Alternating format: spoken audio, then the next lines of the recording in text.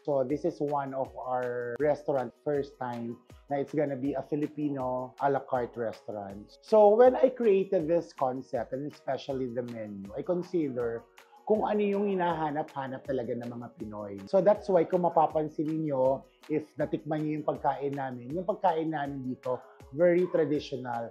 It's mostly an heirloom recipes ng mga lola at lolo natin. When they see the dishes at natikman nila yung pagkain, lahat ng mga customer namin nagsasabi, sulit na sulit yung kinain nila sa Rosario. Here in Rosario, we want a full dining experience talaga. Ayaw lang namin yung masisiyahan sila sa food or vice versa, masiyahan sila sa klaseng service na binibigay namin. Gusto namin talagang combination sa total dining experience. Yung paglabas pa lang nila sa pintuan habang lumalabas sila, pinag-uusapan nila yung experience nila sa Rosario.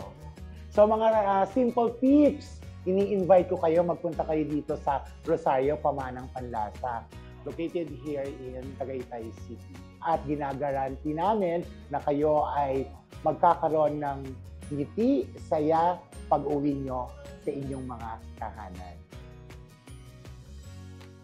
Simple.ph. Living made simple.